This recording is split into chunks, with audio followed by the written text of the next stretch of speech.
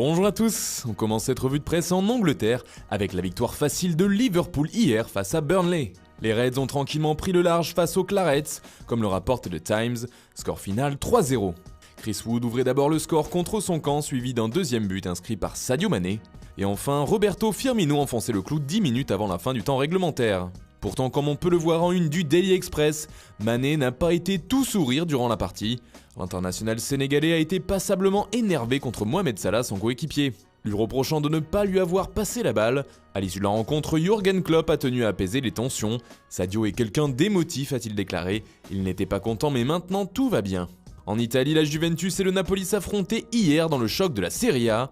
Et les deux équipes ont livré un match totalement fou. C'est la vieille dame qui l'a finalement emporté 4-3 dans les dernières secondes de la rencontre. C'était une juve de fou pour la Gazzetta dello Sport. De son côté, le Corriere dello Sport préfère insister sur le buteur décisif malheureux, puisqu'il s'agit du défenseur Kalidou Koulibaly. Un incroyable CSC en fin de match décide du sort de la rencontre, écrit le journal transalpin. Car le défenseur du Napoli a trompé son gardien à la 92e minute et s'est effondré de chagrin à l'issue du match. Comme on le voit en une de Tuttosport, c'est un Giorgio Chiellini en béquille qui est venu réconforter Koulibaly. On part maintenant en Espagne, Osasuna a réussi à tenir en échec le Barça 2-2. Seul éclairci dans un ciel nuageux, la pépite Ansu Fati a marqué son premier but en professionnel sous le maillot blaugrana. À seulement 16 ans et 304 jours, il devient le plus jeune buteur de l'histoire du club catalan, devant Messi et Boyan. Et ce dimanche, il fait la une des journaux espagnols comme ici avec AS, selon qui il évite un fiasco au Barça.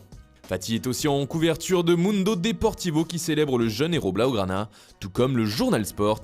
A noter que la jeune pépite du Barça partage cette couverture avec Neymar.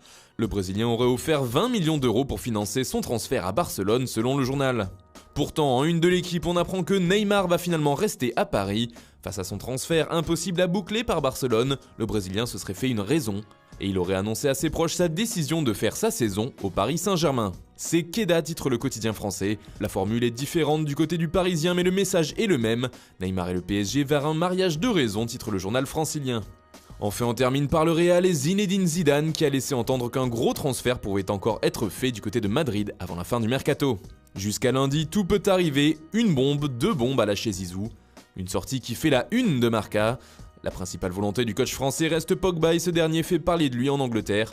Le Daily Mirror explique ce dimanche que Manchester United va lui proposer un nouveau contrat pour l'inciter à rester sur le long terme. Mais le joueur, lui, aurait déjà donné son cœur à Madrid.